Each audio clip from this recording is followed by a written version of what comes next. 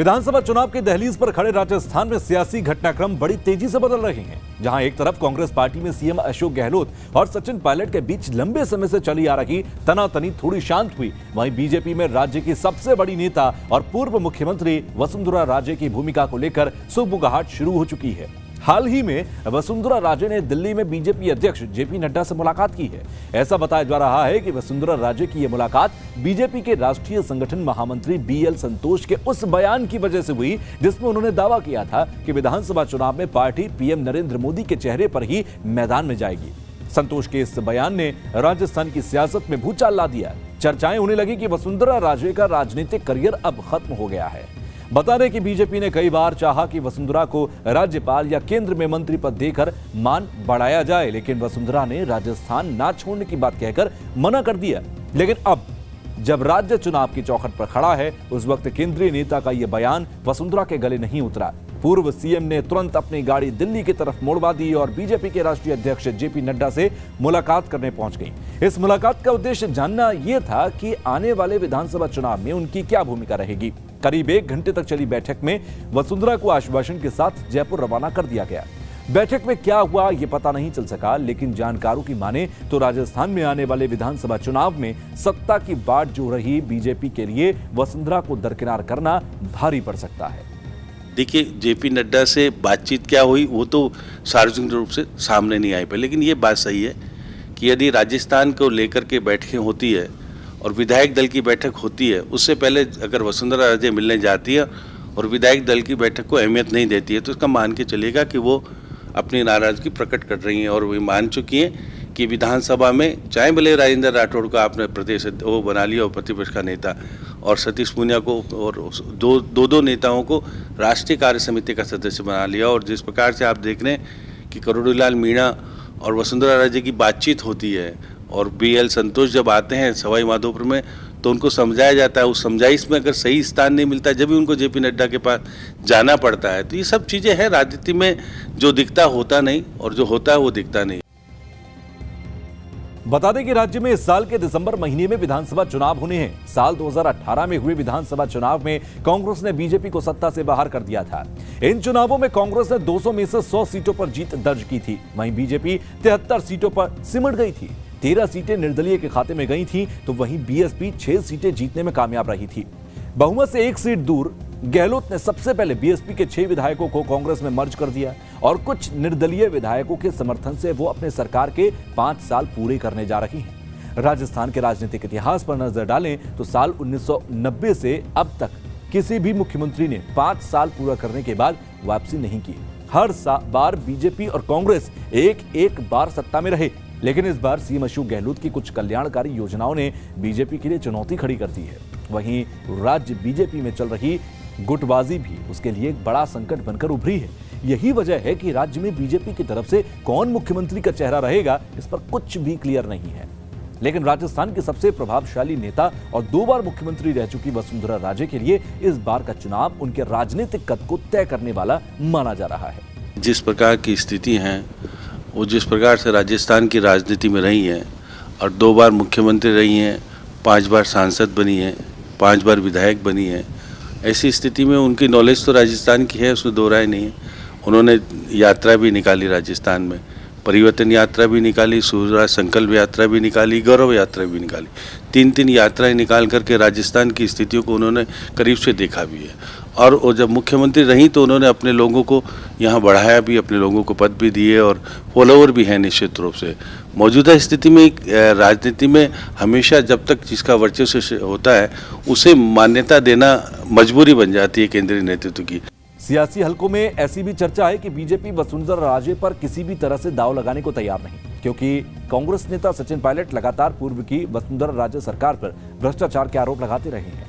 कुछ दिनों पहले सचिन पायलट ने वसुंधरा सरकार में हुए भ्रष्टाचार के विरुद्ध कार्रवाई नहीं होने को लेकर अपनी ही सरकार के खिलाफ मौन रहकर धरना प्रदर्शन किया था। इस दौरान उन्होंने कहा कि सरकार को वसुंधरा सरकार में हुए भ्रष्टाचार के विरुद्ध कार्रवाई करनी चाहिए। हालांकि वसुंधरा ने भी सचिन पायलट को जवाब देने में देरी नहीं करते हुए कोटा की रैली में साफ कह दिया कि अधर्मी व्यक्ति को कभी राजयोग नहीं मिलता। सियासी हलकों में कांग्रेस के सीएम अशोक गहलोत और वसुंधरा के बीच बहन भाई के रिश्ते की होने की भी खास चर्चा रहती है।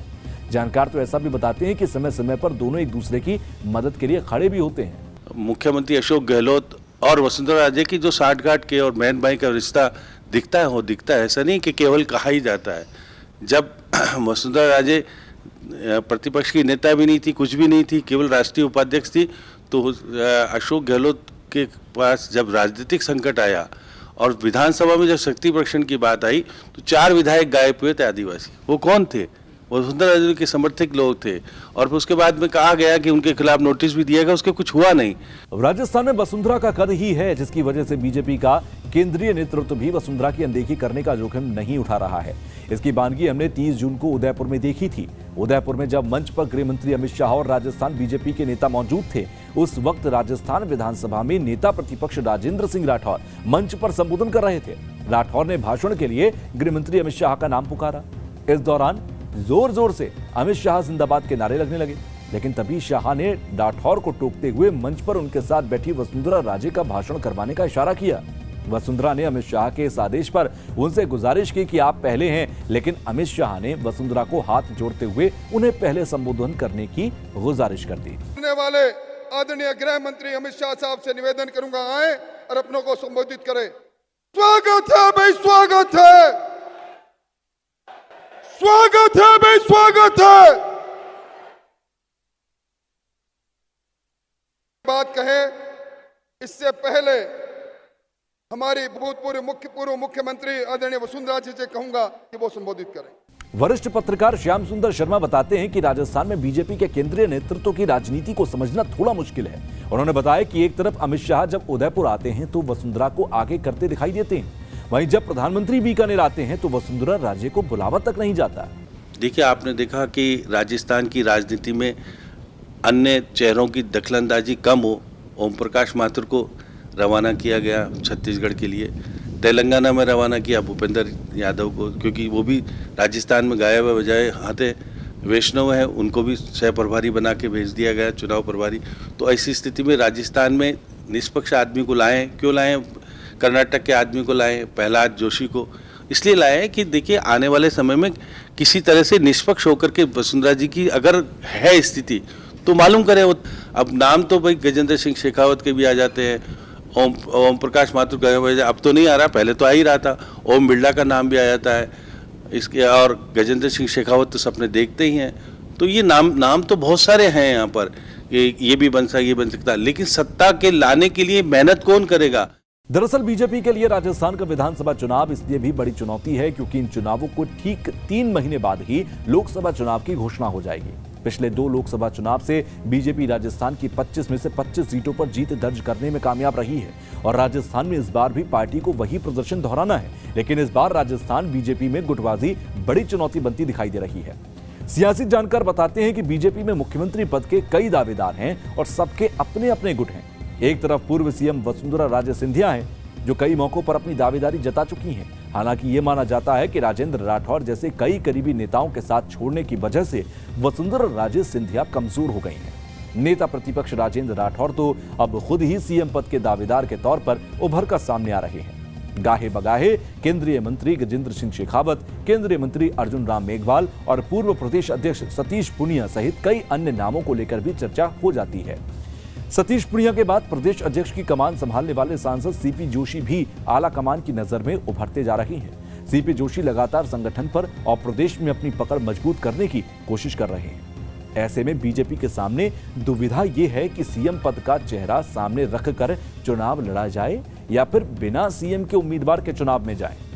सूत्रों के मुताबिक पार्टी में एक आम राय ये उभर कर सामने आ रही है कि अगर सामूहिक नेतृत्व में चुनाव लड़ा जाएगा तो सीएम पद के सारे दावेदार ज्यादा से ज्यादा उम्मीदवारों को जिताने के लिए मेहनत करेंगे और पार्टी को इसका फायदा होगा, जबकि सीएम के उम्मीदवार की घोषणा करने से गुटबाजी और ज्यादा बढ़ जाएगी।